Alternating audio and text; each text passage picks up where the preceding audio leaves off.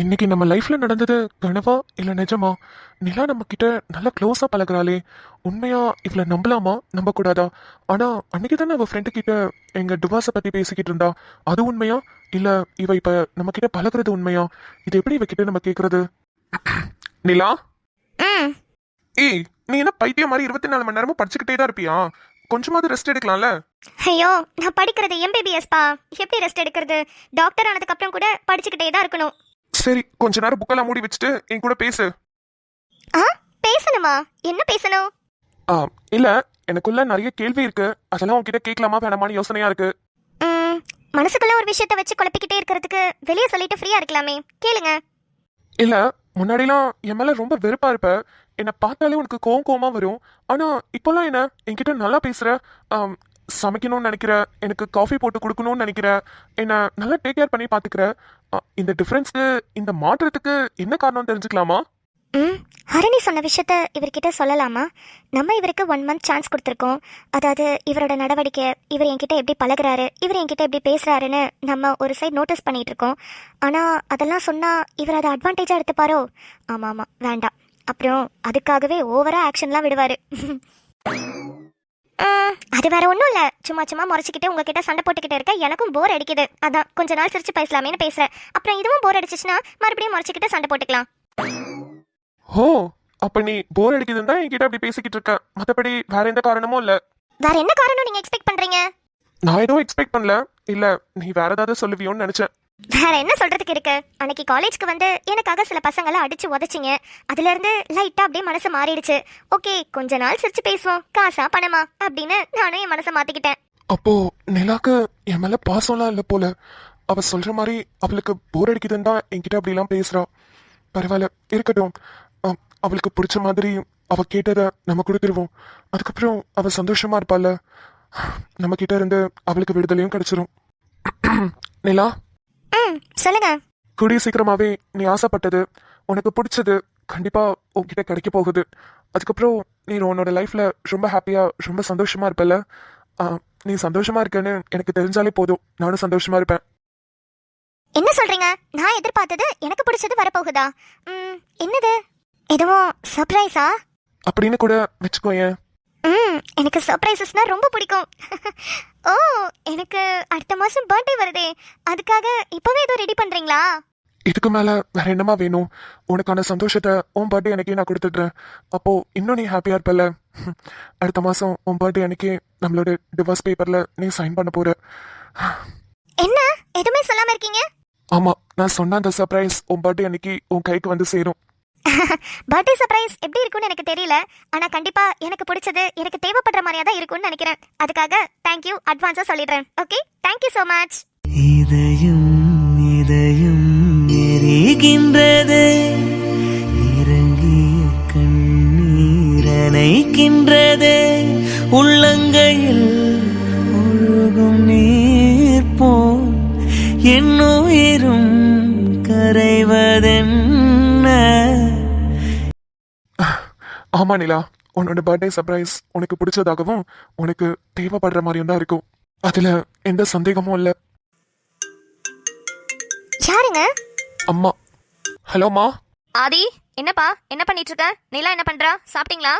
நிலா படிச்சிட்டு இருக்காமா. நான் சும்மா தான் இருக்கேன். சாப்பிட்டோம். நீங்க என்ன பண்றீங்க? நான் மாமா கூட ஊருக்கு வந்துட்டேன்ப்பா. அதான் சொல்லிட்டு இருந்தேன்ல, அடுத்த வாரம் ஊருக்கு போகணும்னு. அந்த ஒரு சொத்து ஒன்று இருந்ததே, அதை விற்கணும்னு. அதுக்கு என்னையும் கூப்பிட்டு இருந்தாங்க. அதான் நானும் மாமாவும் ஊருக்கு கிளம்பி வந்துட்டோம். ஓ சரிம்மா. அப்போ கீர்த்தனா? ஊருக்கு வான்னு கூப்பிட்டதுக்கு வரவே மாட்டேன்ட்டான் அந்த எரும மாடு. ஆனா இழுத்துட்டு வந்துட்டேன். இங்கேயே கிடக்கட்டும். ஒரு மாசம் அந்த கிராமத்துல இருந்தாதான் அறிவு வரும். எப்ப பாரு குட்டி குட்டியா ட்ரெஸ்ஸை போட்டுக்கிட்டு போனை நோண்டிக்கிட்டு நம்ம மானத்தை வாங்குறதுலே தான் இருப்பா. இப்ப எப்படி போனை நோண்டான்னு பாக்குறேன். நெட்வொர்க்கும் கிடைக்கல. செத்து போன நாய் மாதிரி கிடக்குறா. பாவமா, ஏன் அவளையும் கூட்டிட்டு போனீங்க? இங்க எங்க கிட்டயாவது வந்து விட்டுருக்கலாம்ல. ஆஹா, அதெல்லாம் சரி வராதுப்பா. ஏற்கனவே கீர்த்தனாக்கும் நிலாக்கும் ஆகாது. இதுல அவளை வேற அங்க தனியா விட்டுட்டு போனேன்னா ரொம்ப பிரச்சனை ஆயிடும். அப்புறம் உனக்கு தான் ரொம்ப கஷ்டமாயிடும். அப்புறம் ஆதி, அப்பா மீட்டிங்காக டெல்லிக்கு போயிருக்காருப்பா. எலெக்ஷன் ரிசல்ட்லாம் வந்துச்சுல, அது விஷயமா டெல்லிக்கு போயிருக்காரு. அவர் வரதுக்கும் 2 வாரம் ஆகும். வீட்டில் யாரும் இல்லை ஆதி. சரிம்மா. அப்புறம் ஆதி, இந்த ஒரு விஷயம் சொல்றதுக்கு தான் ஃபோன் பண்ணேன். நம்ம சித்ரா அத்தை இருக்காங்கல்ல, அவங்க பொண்ணு ஸ்ரீஜா கூட லண்டன்ல இருக்காளே. ஆமா, ஸ்ரீஜா. என்னது ஸ்ரீஜா? அவள் ஒரு ப்ராஜெக்ட் விஷயமா இந்தியா வரா. சித்ராவும் இங்கே இல்லை, அவள் அவங்க பையனோட அமெரிக்காவில் இருக்கா. அதனால அவளை இங்கே நம்ம வீட்டில் தங்க வைக்க முடியுமான்னு கேட்டுட்டு இருந்தா. நான் வேற ஊருக்கு வந்துட்டேன்னா இந்த சொத்து விஷயம் இப்போ முடிக்கலைன்னா அதுக்கப்புறம் முடிக்கவே முடியாது. அண்ணன் அவர் ரொம்ப கவலைப்பட்டுட்டு இருந்தாரு. சரின்னு ஊருக்கு வந்துட்டேன். இப்போ ஸ்ரீஜாவை எங்கே தங்க வைக்கிறதுன்னு தெரில. அதான் நீ ஏர்போர்ட்ல இருந்து கூட்டிகிட்டு வந்துட்டு அவள் ஏதாவது ஒரு நல்ல ஹோட்டல்லையோ இல்லை ஏதாவது ஒரு நல்ல ஹாஸ்டல்லையோ பார்த்து தங்க வைக்கிறியா, இல்லை உங்கள் வீட்லேயே நீங்கள் வச்சுக்கிட்டா கூட ஓகே தான். பரவாயில்லம்மா, ஒன்றும் பிரச்சனை இல்லை. ப்ராஜெக்ட் தானே, என்ன ஒரு மாசம் 2 மாசம் இருப்பா, அவ்வளோதானே. எங்க வீட்லயே நான் கூட்டிட்டு வந்துக்கிறேன். இங்கேயா? யாருன்னு தெரியலையே. ஸ்ரீஜானா யாரு? எங்கேயோ கேள்விப்பட்ட பேர் மாதிரி தானே இருக்கு. சரிப்பா, நிலா கிட்டேயும் ஒரு வார்த்தை கேட்டுக்கோ. நீங்க 2 பேரும் புருஷன் பொண்டாட்டியை ஃபர்ஸ்ட் டிஸ்கஸ் பண்ணிட்டு அதுக்கப்புறமா அவளை வீட்டுக்கு கூட்டிட்டு வரலாமா வேணாமான்றதெல்லாம் முடிவு பண்ணிக்கோங்க. அவகிட்ட கேட்காம நீயா ஒரு முடிவு எடுக்காத என்ன? சரிம்மா. என்ன ஆதி, என்ன வாய்ஸ் எல்லாம் ஒரு மாதிரி டல்லா இருக்கு? உனக்கும் நிலாக்கும் ஏதாவது சண்டையா? ஆஹா, அதெல்லாம் இல்லம்மா, இப்பதான் தூங்கி எந்திரிச்சேன். சரி சரி சரி பாரு. ஸ்ரீஜாவோட ஃபோன் நம்பர் உனக்கு அனுப்பிச்சு வைக்கிறேன், அவகிட்ட பேசிடு. சரிம்மா, அமுச்சு வைங்க. யாரு யாரு நம்ம வீட்டுக்கு வரா? உனக்கு சித்ராத்தை தெரியுமா? உங்க அப்பாவோட ஏதோ சம் ரிலேஷன் தானே? ஆமா, எங்க அப்பாவுக்கு பெரியம்மா பொண்ணு தான் சித்ராத்தை. அவங்க பொண்ணு ஸ்ரீஜா இருக்கால, அவ லண்டன்ல இருக்கா. அவ ஏதோ ப்ராஜெக்ட் விஷயமா இந்தியா வரலாம். எங்க அம்மாவும் உங்க அப்பாவும் ஊருக்கு போயிருக்காங்க, அந்த சொத்து ஒன்று சொன்னாங்கல்ல, அதை விற்கிறதுக்காக. அதனால நம்ம வீட்டில் இங்கே தங்க வைக்க முடியுமான்னு கேட்டாங்க. ஓ, நீங்க என்ன சொன்னீங்க? நம்ம வீட்டுக்கு தான் வர சொன்னேன். அவள் லண்டன்லேயே பிறந்து லண்டன்லேயே படித்து லண்டன்லேயே தான் வளர்ந்தா. அப்பப்போ லீவுக்கு மட்டும் இங்கே வருவா, ஒரு மாதம் இங்கே ஸ்டே பண்ணிட்டு போவாங்க. மற்றபடி அவளுக்கு இங்கே வர எங்கேயுமே ஒன்றுமே தெரியாது. நம்ம தான் கைட் பண்ணுற மாதிரி இருக்கும், அதான் வர சொல்லியிருக்கேன். ஓ, ஓகே ஓகே. உனக்கு எதுவும் ப்ராப்ளம் இல்லையே? இல்லை இல்லை, ஒன்றும் பிரச்சனை இல்லை. ஸ்ரீஜாவோட நம்பர் அனுப்பியிருக்காங்க, நான் பேசிட்டு வரேன். சரி. ச்சே, நமக்குனே வருவாளுக போல ஸ்ரீஜா சொரிஜானு. எங்கிருந்து இந்த மாதிரி கேரக்டர்லாம் வராளுக? தமிழ், என்னப்பா ஏதோ ரொம்ப முக்கியமான விஷயம் பேசணும்னு மாடி கூட்டிட்டு வந்த, என்னப்பா விஷயம்? அப்பா, அது ஒன்றும் இல்லை. காலையில் இங்கே ஒரு விளம்பரப்படுத்திட்டு போனாங்க. ஒரு அப்பார்ட்மெண்ட்டில் வீடு வாடகைக்கோ இல்லை சொந்தமாகவோ வாங்கிக்கலான்னு. அந்த அட்ரஸை பார்த்தோன்னே நானும் இவ்வளோ உடனே போய் பார்த்துட்டு வந்தோம். ஏன்னா அந்த அப்பார்ட்மெண்ட்டும் என்னோட ஆஃபீஸும் ரொம்ப பக்கத்தில் தான் இருக்குது. சரி, ஒரு எட்டி போய் பார்த்துட்டு வந்துடலான்ட்டு போனோம். கடைசியில் பார்த்தா அந்த வீடு எங்களுக்கு ரொம்ப பிடிச்சிருச்சுப்பா. காலையில விளம்பரப்படுத்திட்டு போனாங்களா? ஓ, அதுக்கு தான் 2 பேரும் வெளியே போனீங்களா? ஆமா, என்ன எங்க கிட்ட ஒரு வார்த்தை கூட சொல்லாம நீங்க 2 பேருமா கிளம்பி போயிட்டீங்க? பெரியவங்க நாங்க எதுக்கு இருக்கோம்? ஒரு நல்ல நாள் பெரிய நாள் பார்க்க வேண்டாம்? இஷ்டத்துக்கு போய் பார்த்துட்டு வரீங்க வீட்டை. அம்மா, அதுல முதலில் வருபவர்களுக்கே முன்னுரிமைன்னு போட்டிருந்துச்சு, அதனாலதாம்மா போய் பார்த்துட்டு வந்தோம். இல்லனா புக் பண்றதுக்கு லேட் ஆயிடும், நிறைய பேர் வந்து பட்டிடுவாங்க, அதனாலதான் போனோம். ஏன் சாரதா, இதுக்கு கூடவா நல்ல நாள் பெரிய நாள்லாம் பார்ப்பாங்க? என்னன்னு நீயே விவரம் இல்லாம பேசுற? நம்ம வீட்ல எல்லாம் என்ன பண்ணுவாங்க அம்மா? ஒரு சின்ன விஷயத்துக்கு கூட நல்ல நாள் பெரிய நாள் பார்ப்பாங்க. அதுலயும் ராகு காலம், நல்ல நேரம் இப்படின்னு எல்லாமே இருக்க பட்சத்துல இவங்க பாட்டுக்கு யார்கிட்டயுமே சொல்லாம அவங்க இஷ்டத்துக்கு எல்லாமே பண்ணிட்டு இருக்காங்கன்னா அப்ப நம்ம 2 பேரும் இந்த வீட்ல எதுக்கு? அத்தை, நீங்க தேவையில்லாம பேசிட்டு இருக்கீங்க. நான் பாத்துக்கிட்டு இருக்க வேலைக்கு எனக்கு நல்ல நாள் பெரிய நாள் பார்த்து நல்ல நேரம் ராகு காலம் நல்ல நாள் இதெல்லாம் பார்த்துட்டு போற அளவுக்கு எனக்கு டைம் கிடையாது. நான் இன்னைக்கு ஃப்ரீயா இருந்தேன், மீட்டிங் எதுவுமே இல்லாம இருந்தேன். அதுவும் இல்லாம லஞ்ச் பிரேக்ல ஓடி வந்துட்டேன். இதுக்கெல்லாம் போய் நான் நல்ல நாள்லாம் பார்த்துட்டு இருந்தேன்னா நான் என்ன ஆகுறது? ஏதோ அப்படி போனதுனாலதான் வீடு எங்களால புக் பண்ணவே முடிஞ்சது. இல்லனா அவ்வளவு கூட்டம், ஒரு வீடை பார்த்துக்க கூட முடியாது, அந்த அளவுக்கு கூட்டமா இருந்தது. முன்னாடி போனதுனால சீக்கிரமா சைன் போட்டு புக் பண்ணிட்டு வந்துட்டோம். ஆஹா, மேட்ரு உனக்கு நல்ல தொக்க மாட்டிருக்கு சாரதா. விட்டுறாத, வீட்டையே புக் பண்ணிட்டே வந்துட்டானா? இதுதான் உனக்கு நல்ல சான்ஸ். உங்க அண்ணனை ஏத்தி விட்டு இந்த குடும்பத்தை பிரிச்சு, இவளாலதான் அந்த குடும்பம் பிரிச்சுச்சுன்னு இந்த தங்க புஷ்பத்தை அந்த வீட்டை விட்டு வெளியே அனுப்பல. என் பேரு சாரதா இல்லடி. என்னது, வீட்டை புக் பண்ணிட்டு வந்தியா? ஆமாங்கம்மா, வீடு ரொம்ப சூப்பரா இருக்கு. நீங்க வந்தீங்கன்னா உங்களுக்கு ரொம்ப ரொம்ப பிடிக்கும். கீழே வாக்கிங் போறதுக்கு இடம், அப்புறம் ஹாஸ்பிட்டல், சூப்பர் மார்க்கெட் அப்படி இப்படின்னு நிறைய வசதிகளோட இருக்கு. நம்ம எங்கேயுமே வெளியே போக தேவையில்ல, எல்லாமே அபார்ட்மெண்ட்குள்ளேயே இருக்கு. அடச்சி, நிறுத்து. யாருக்கு வேணும் அந்த வசதியெல்லாம்? நான் பார்க்காத வசதியா? ஒரு பெரியவங்கன்னு இந்த வீட்ல நாங்க 2 பேர் இருக்கோம். எங்க 2 பேர்கிட்ட ஒரு வார்த்தை கூட சொல்லாம நீங்க போனதே தப்புன்னு சொல்றேன். நீங்க வீட்டையே புக் பண்ணிட்டு வந்திருக்கீங்க, அதுவும் அட்வான்ஸ் எல்லாம் கொடுத்துட்டு. எங்கள்கிட்ட ஒரு வார்த்தை சொல்லணும்னு தோணல, எங்களை நேர்ல கூட்டிட்டு போகணும்னு தோணல. ஆனா இங்க வந்து எந்த மூஞ்சி வச்சுக்கிட்டு 2 பேரும் நாங்க புக் பண்ணிட்டோம்னு சொல்லிக்கிட்டு இருக்கீங்க? சாரதா, என்ன இப்படி எல்லாம் பேசிக்கிட்டு இருக்க? அதுதான் பிள்ளைங்க சொல்றாங்கல்ல, போனோம் கூட்டமா இருந்துச்சு, வீடை பார்த்து பிடிச்சிருச்சு, அதனால புக் பண்ணிட்டு வந்தோன்னு. அவங்க வாழ போறாங்க, விடு. அதையும் போட்டு இப்படி பேசிட்டு இருக்க? என்ன பேசிக்கிட்டு இருக்க நீ? உன் பையனோட பாசம் உன் கண்ணை மறைக்குதோ? அவன் முன்னாடிலாம் எப்படி இருப்பான்? உன் ஒரு பேச்ச மறு பேச்சுக்கு பேச மாட்டான். ஆனா இவளை என்னைக்கு பார்த்தானோ அன்னையில இருந்து இவ கல்யாணத்துல இவளதான் கட்டுவேன்னு ஒரு பிடிவாதம். இப்ப உனக்கே தெரியாம வீட புக் பண்ணிட்டு வந்திருக்கான். இதெல்லாம் நடந்தது யாரால? தோ நிக்கிறாளே, இந்த வேலைக்காரியால வந்தது. சாரதா, நிப்பாட்டு. நீ யார பேசிட்டு இருக்கன்னு தெரியுதா? ஏன் மருமகளை பேசிக்கிட்டு இருக்க? ஆமா, பெரிய மருமக, சீமையிலே இல்லாத மருமக. நீதான் மெச்சுக்கணும் அவளை. அவ வந்ததுல இருந்துதான் இந்த குடும்பத்துல பிரச்சனையே உருவாச்சு. அம்மா, நான் என்னம்மா பண்ணேன்? எதுக்குமா என்னையவே சொல்றீங்க? என்ன பண்ணியா? நீ என்னத்தை கொடுத்து எங்க பையனை மயக்கணும்னு தெரியல. உன்னை பார்த்ததுல இருந்து உன் பின்னாடியே நாய் மாதிரி வாலாட்டிக்கிட்டே திரியறான். அதுவும் எங்கெல்லாம் எல்லார்கிட்டயும் சாதிச்சு உன்னை கல்யாணமும் பண்ணிருக்கான். இதெல்லாம் பத்தாதுன்னு எங்க யாருக்கும் தெரியாம வீட்டை வர வாங்க வச்சுட்ட. எங்க அண்ணன் பாவம், அவன் ஒன்னும் தெரியாத அப்பாவி. அதுக்காக அவனை போட்டு எல்லாரும் இப்படி ஏமாத்துறீங்கல்ல? போதும், நிறுத்துங்க. என்ன விட்டா ரொம்ப ஓவரா பேசிட்டு இருக்கீங்க? என் வீட்டுக்குள்ளேயே நின்னுட்டு என் பொண்டாட்டியவே தப்பா பேசுறீங்களா? இதுக்கு மேல அவளை ஒரு வார்த்தை பேசுனீங்க, நான் என்ன பண்ணுவேன்னு எனக்கே தெரியாது. பேசுடா, பேசு.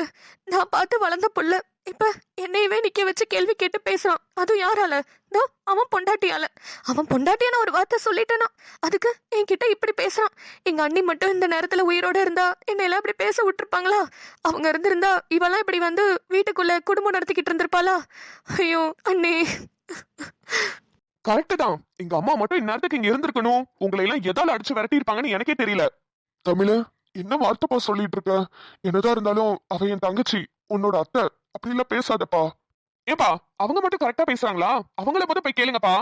அவ வெடுக்கு வெடுக்குன்னு பேசியிருந்தாலும் அவ சொல்றதுலயும் கொஞ்சம் நியாயம் இருக்குல்லப்பா. பெரியவங்க நாங்க 2 பேரும் இந்த வீட்டுல இருக்கும்போது எங்க கிட்ட ஒரு வார்த்தை கூட சொல்லாம நீங்க புக்கிங் எல்லாம் பண்ணிட்டு வந்துட்டீங்க.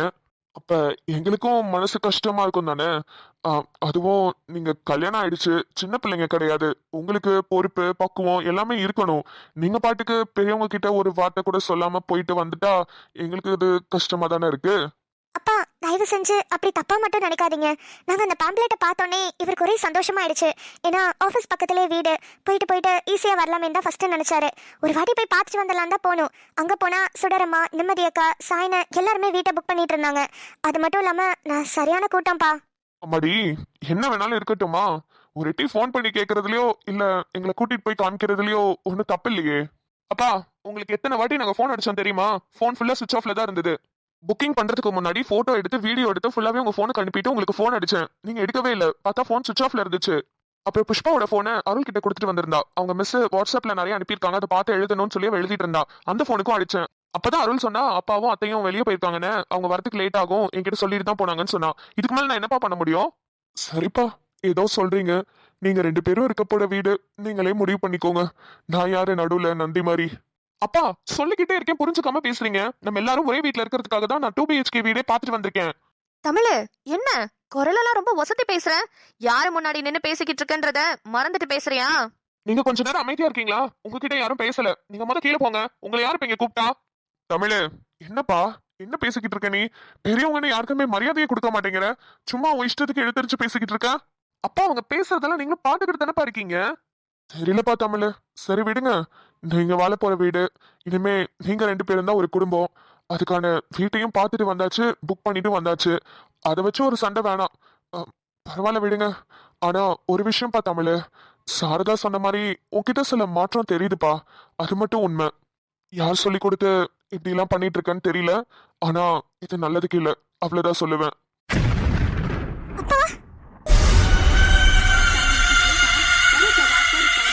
வந்த வேலையை சிறப்பா தரமா செஞ்சாச்சு இல்ல? லைட்டா இப்பதான் அண்ணன் மனசு நம்ம பக்கத்து சாயுது. ஆனா இந்த விஷயத்த ஆற போட்டுறவே கூடாது. அப்பப்ப இத மாதிரி ஏதாவது கொளுத்திக்கிட்டே இருக்கணும். இல்ல இந்த தங்க புஷ்பா ஏதாவது பேசி சமாதானப்படுத்தி இந்த வீட்டை மறுபடியும் சேர்த்துருவா. அவளை பத்தி எனக்கு நல்லாவே தெரியும். அதை மட்டும் எக்காரணத்தை கொண்டும் நடக்கவே விடக்கூடாது. இவெல்லாம் என் கூட தான் புள்ள பெத்தா. இப்ப எவ்வளவு ஆசையா பிள்ளைக்கு கல்யாணம்னு பத்திரிக்கை வச்சுக்கிட்டு போறா. ஆனா என் பிள்ளைக்கு ஒரு கல்யாணம் பண்ணி பார்க்க முடியலையே அந்த பாவியால. என் பையனை எப்பதான் அந்த பிள்ளைய கண்டுபிடிச்சு அந்த பிள்ளை கூட எனக்கு கல்யாணம் பண்ணி வைப்பேன்னு எனக்கு தெரியல. அப்படி விட்டுருடா, வேற பிள்ளைய கல்யாணம் பண்ணிக்கலாம்னு சொன்னா அதுவும் கேட்க மாட்டேங்கிறான். நான் என்ன பண்ணுவேனோ எனக்கும் தெரியல. கடவுளே, என் பிள்ளை கல்யாணத்தை நான் கண்ணால பார்க்கணும். அது வரைக்கும் மாதிரி என்ன உயிரோட வச்சிரு கடவுளே.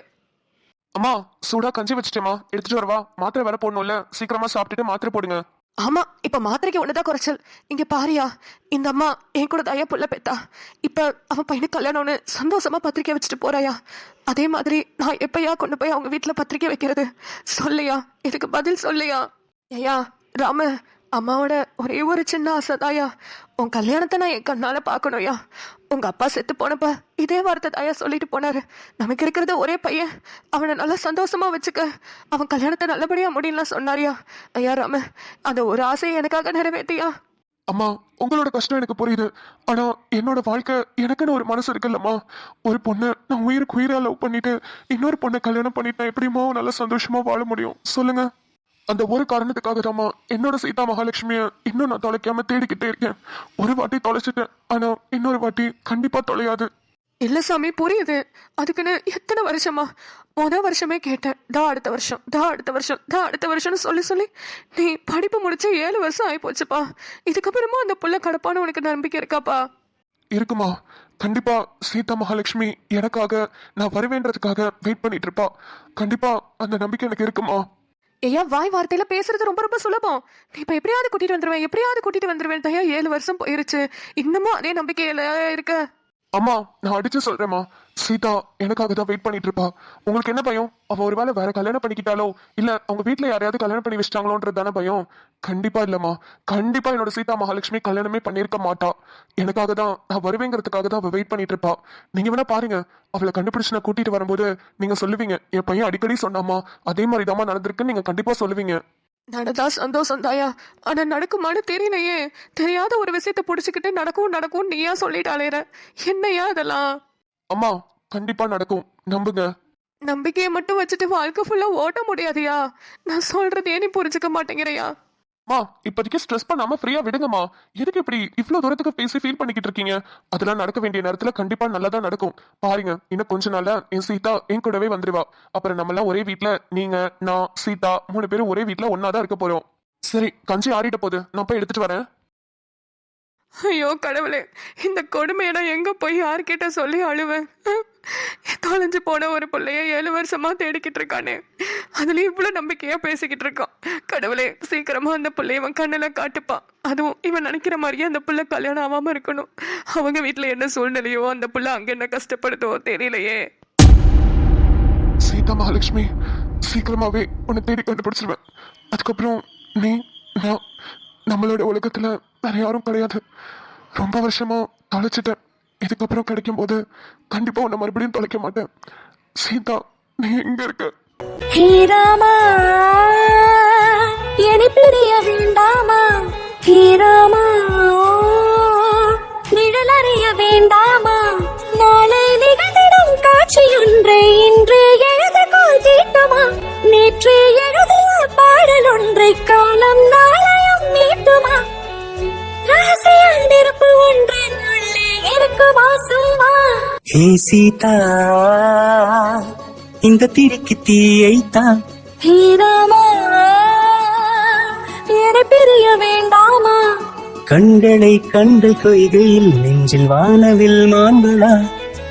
வார்த்தைகள் மாயம் செய்கையில் வானில் தூரிகை மீன்களா?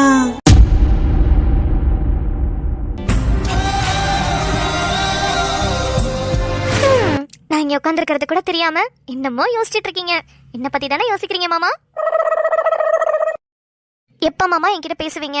நான் பண்ணது தப்பு தானே, நிறைய வாட்டி மன்னிப்பு கேட்டுட்டேன், ஆனாலும் பேச மாட்டீங்க. நான் என்ன பண்ணேன்? இந்த கண்மணி கிட்ட இருந்து போனும் காணோம், மெசேஜும் காணோம். போய் சேர்ந்துட்டாளா இல்ல கார்த்திக்காவது கால் பண்ணி பாப்போமா? ரோஜாவை நான் அரைஞ்சப்போ கண்டிப்பா அவன் அந்த வீட்டுல இருக்க மாட்டான்னு தான் நினைச்சேன். ஆனா அவங்க அண்ணனும் அண்ணியும் வந்து கூப்பிடும்போது அவ்வளோ ஸ்ட்ராங்கா சொல்லிட்டா, என் மாமா என்னை பார்த்து பாரு, அவருக்காக நான் இந்த வீட்டுல இருக்கணும்னு சொல்லியிருக்கா. அவகிட்ட பேசலனா கூட அவளை நல்லா பாத்துக்கணும்.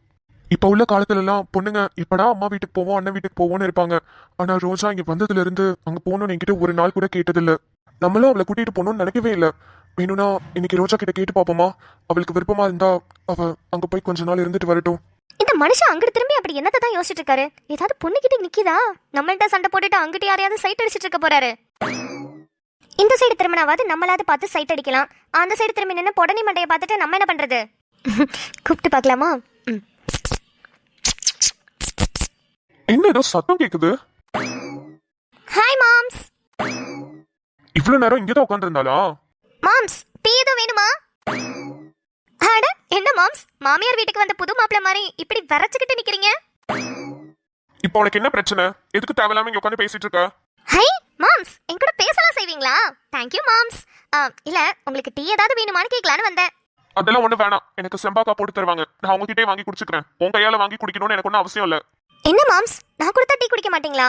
செம்பாக்கா கொடுத்தா தான் குடிப்பீங்களா? அப்பனா நான் தான் கண்டிப்பா டீ போட்டு வருவேன். நீங்க குடிக்கிறீங்களா இல்லையான்னு நான் பாக்குறேன். ஏய் அதான் சொல். கார்த்திக் ஃபோன் பண்றாரா? என்னது, கார்த்திக் கால் பண்றாரா? அவர் எதுக்கு இப்ப கால் பண்றாரு? என்னவா இருக்கும்? ஹலோ ஹலோ, சொல்லுங்க ப்ரோ. சாரி ப்ரோ, இங்க என்னென்னமோ நடந்து போச்சு. அது எதுவுமே எனக்கு தெரியாம தான் நடந்துச்சு. அதனால ஃபர்ஸ்ட் உங்ககிட்ட நான் மன்னிப்பா கேட்டுக்கிறேன். பரவாயில்ல. கண்மணி அங்க வந்துட்டாளா? வந்தா.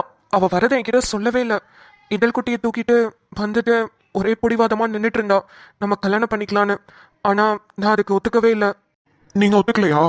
சரி, இப்போ அவ என்ன பண்றா? அவகிட்ட போனை கொடுங்க. அவளுக்கு கால் பண்ணிட்டே இருக்கேன், ஸ்விட்ச் ஆஃப்லயே இருக்கு. கண்மணி கிட்ட போனை கொடுக்கவா? என்ன ப்ரோ சொல்றீங்க? இன்னும் கண்மணி வீட்டுக்கு வரலையா? வீட்டுக்கு வரலையாவா? இல்லையே. ஏன்? இல்ல, அவ ரொம்ப பிடிவாதமா இப்பவே கல்யாணம் பண்ணிக்கலாம் வாங்க வாங்கன்னு சொல்லி ஒத்துக்கால நின்றுட்டு இருந்தா. ஆனா நான் தான் அவகிட்ட சமாதானமா பேசி, இல்ல கொஞ்சம் யோசி, அண்ணன் அண்ணி உங்க அம்மா எல்லாரும் வந்து பேசினா இந்த கல்யாணம் நல்லபடியா நடக்கும், அவங்க எல்லாரும் ஒத்துக்கிட்டதுக்கு அப்புறம் நம்ம கல்யாணம் பண்ணலாம்னு சொல்லி அட்வைஸ்லாம் பண்ணேன். அப்புறம் இதழ் ரொம்ப தூக்கத்துல இருந்தானே, அவளை தூங்க வச்சுட்டு அவளை ஆட்டோ ஏற்றி அமுச்சு விட்டேனே. வீட்டுக்கு இன்னும் வரலையா? என்ன சொல்றீங்க? நீங்க எப்போ அமுச்சு விட்டீங்க? நான் அனுப்பி விட்டு 1 மணி நேரம் இருக்கும். 1 மணி நேரம் இருக்குமா? ஹாஸ்பிட்டல்ல இருந்து வரதுக்கு கூட 1/2 மணி நேரம் தானே ஆகும். கண்மணி இங்க வரலையே. என்ன சொல்றீங்க? உண்மையா தான் சொல்றீங்களா? ஐயோ சத்தியமா ப்ரோ, நான் அமுச்சு விட்டுட்டு உங்களுக்கு கால் பண்ண ட்ரை பண்ணேன், நெட்வொர்க்கே கிடைக்கல. இல்ல, நான் அமுச்சு விட்டேன். நான் ஆட்டோல தான் நான் ஏற்றி விட்டேன். நீ ஃபர்ஸ்ட் வீட்டுக்கு போன சொன்னேன். அவளும் ரொம்ப கஷ்டப்பட்டு தான் ஏறி போனோம். ஆனா நான் உங்களுக்கு அதுக்கப்புறமா ட்ரை பண்ணேன். என் ஃபோன்ல தான் ப்ராப்ளம். நான் ரோஜா சிஸ்டருக்கு கூட கால் பண்ணி பார்த்தேன். என் ஃபோன்ல இருந்து யாருக்குமே கால் போகல. ஐயோ, நான் கண்மணி அமுச்சு விட்டு 1 மணி நேரத்துக்கு மேலேயே இருக்கும்.